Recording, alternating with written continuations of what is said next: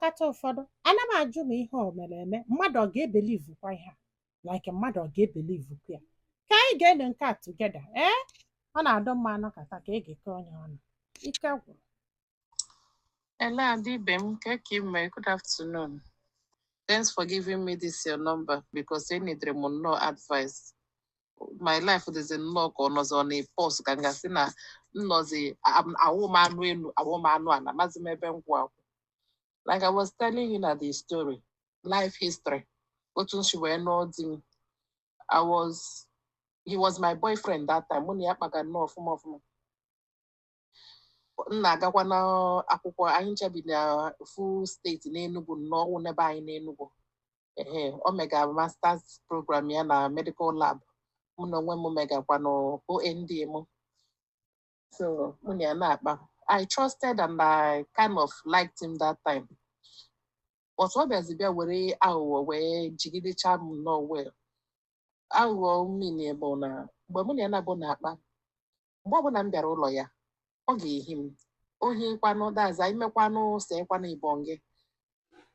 ya ewere mkpụrụ ọgwụ ntakịrị ọgwụ nye m na convince m na onweghị nga adị ime because I was scared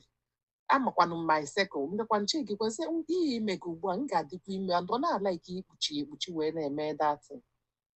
ọsị m na nwee na kemgbe ọ na-eme m ya na onwe n'ime ndị na ọ ma my circle na o megodikwana ya ugbu a na nke ọgwụ o nyere m na nga adị ime so it happens na o nwere one day ọ bịara medite were mkpụrụ ọgwụ dị iche na awụ nke ahụ ọ na-enyebu m before nye m njọ ya ọgwụ gịnị bụ ihe ọ sị m na ọkwa the same ọgwụ ahụ but na ọhụụ the particular one ọ na-enyebu m before na nke ahụkwa substitute ya I trusted him werekwa dị ọgwụ ṅụọ ama m nọ multivitamin nke o nyere m ozi njọ ya ọgwụ gịnị bụ ihe ọ sị m na ọkwa the same ọgwụ ahụ but na ọhụụ the particular one ọ na-enyebu m before na nke ahụkwa substitute ya I trusted him werekwa dị ọgwụ ṅụọ ama m nọ multivitamin nke o nyere m ozi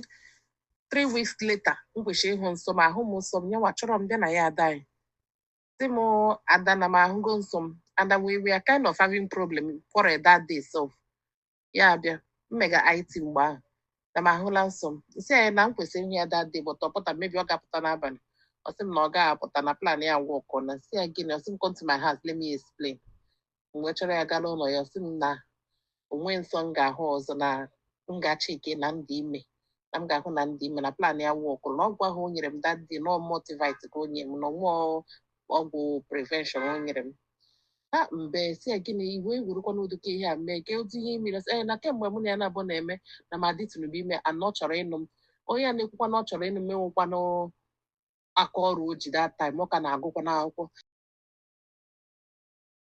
na mama ya si ya kpọta nwaanyị ọ gara na ọ ga-anyere ya jishi wee mee mụ na ya na-abụ nụwazi mmechazi that IT ya kpọnatazie m Aba mụ na ya birizie ya ma mechala program ya that time program ahụ agwụla agwụ that postgraduate program ahụ mega agwụla agwụ that time ya ma kpọnatazie mụ na ya na-abụrụtezie na Aba birizie na their family house parents ya jikwa ego so ha nwere ụlọ elu 3 day ka ebe o buru ibu so anyị ebiri na one of the flats a room in one of their flats so from there mụnwa bidokwa akwụkwọ gụbazie HND mụ na Abia Poly ya na onwe ya chọta ọrụ anyị mụnwale ụmụ na-amụli ya ụmụ nwaanyị mana anyị na-amụ mgbe ahụ every 2 years o ọ ma his way manage my system na-amụ nwa ahụ every 2 years ntụle ime mụọle ya nwaanyị ọgụ na mgba wee bido ele ihe nji na-amụrụ ụmụ nwaanyị na achọ ka nwanne ya nwoke were chaa property ha na mmanụ tọọ na-amụ nwoke na-aga ekenye na property nna ya na mba osu na ihe mere nji na-amụrụ ụmụ nwaanyị bụ na mba osu mụnwa nwe onye Enugu gị nwa nwe onye Imo steeti na-atụ Enugu ụmụ bụ saịdị Uti Eziagụ anyị a na-eme osu nwe ihe dị ụtọ ahụ na be anyị even mgbe m chọrọ ịnụ ya ọ dị ndị be anyị bụ ihe si na ndị Imo steeti na-emekwa osu ka anyị jekwa ha nwa ndị be anyị je jụọ ese ka mama ha nwa ọ bụ osu nwa mama ajụ ese si na ha awụghị data osu ka ịzụta ochi tụgharịa sị na m nwa osu na ihe mere nji na-amụrụ ụmụ nwaanyị instansị o nyere m bụ na o nwere ọnkụlụ ya nọrọ nwaanyị na nwaanyị ahụ ọ nụrụ na ya na-amụrụ ya 6 girls at a stretch because na ọgwụ osu ka o ji na-ama ụmụ nwaanyị na mgbe a bịa chọpụtazie na the woman bụ osu a wee chekizie ya the ọnkụlụ wee gaa nụọ nwaanyị ọzọ wee mụtazie ụmụ nwoke na second wife ya so na o ji wee na-ekwu na nwa osu na nke ịbụọ na nwụwụ na nnọ n'otu mmụọ mmiri na di mmiri m ekweghị ya tụwa m ime nwa nwoke na ọ na-awọtụwa m ime nwa nwoke nga ha ụbọchị ka ọ na-ati m ụbọchị ka ọ na-atụpụrụ m ngwongwo na-esi most at times ana m ehi na step ihe ndị a na-eme abụrụkwana m onye dị lazy. I am good looking. Ịwachịkwa my picture you will see I'm still good looking and hard working. So ana m arụ ọrụ ebe a na-akpatakwa ego and ego m na-akpata m ewebatakwa ya n'ụlọ. Do you understand? So ọ bụrụkwa na m na-ezunahịa ego ma another problem na-esere mụ na ya na-abụ na nwaanyị ọbụla virtuous woman na-akwa ya salary o were ya nye di ya gọm n'aka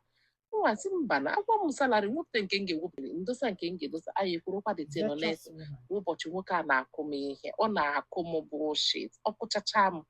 so o nwere otu mbọsị ọ kụziri m nke ọ kụrụ m and eziokwu adịrị m nwoke a faithful ada adịrị m this man faithful agabe m nwoke ọzọ ọ bụrụkwa na m na-ahụ ndị na-agba m enyi mana nwoke a from the day one m nụrụ ya ụta ka ọ na-achụgharị m nwaanyị ọ chụrụ gbago ọ chụrụ gbada every night ọ nọ n'ịyọ m mgbaghara na mgbaghara ya na mmụọ ya si ya yọọ mgbaghara na mmụọ ya gwa ya na mmụọ m na-ewere ya iwe maka na ọ na-achụ nwaanyị ịmago ụdị ihe ndị ahụ mmụọ na-agbaghara mgbe m mụrụ my fifth girl month m mụrụ my fifth girl ka this man gara tụwa nwaanyị ọzọ ime nwa the lady ime amaghị m ọgwakwanụ m ọzi 9 months later ka ọ kpọrọ m one night ada na o nwere ihe ọ sịkwanụ ka ọ gwa m e nwere nwaanyị mụ na ya na-abụ n'ahịa nsị anyị nwere ndị gị mụnwa ma bụ ama na o nwere ndị gị na ha n'ahịa na the woman nọ wee dịkwa ime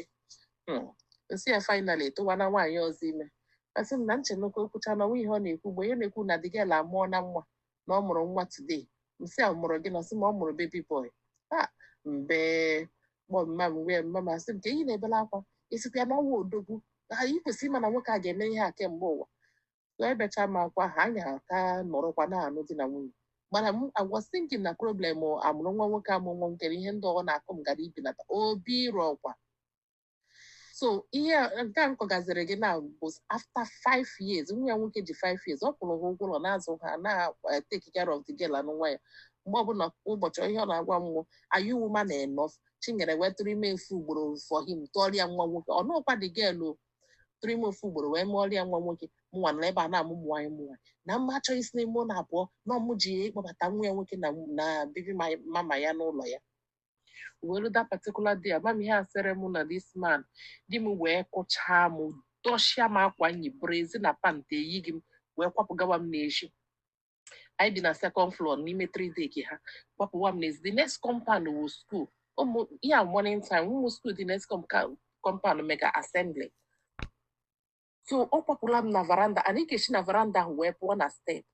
so ọ dọgazi m ka ọ dọpụwa m na step so m na-etizi ndị skuul ahụ mgbapụta ụmụ akwụkwọ niile na-edi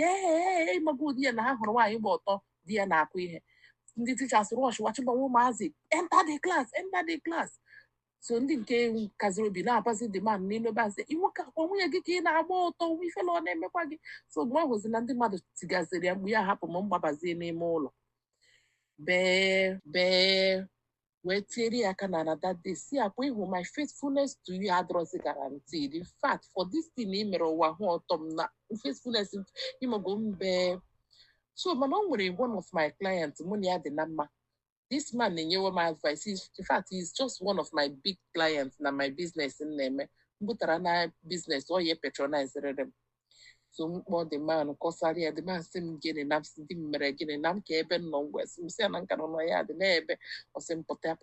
mpụtazi mụ na ya na-abịsorosi ngazi anyị aga ofu họteelụ ịmagokwa nkọsara ya ihe o mere m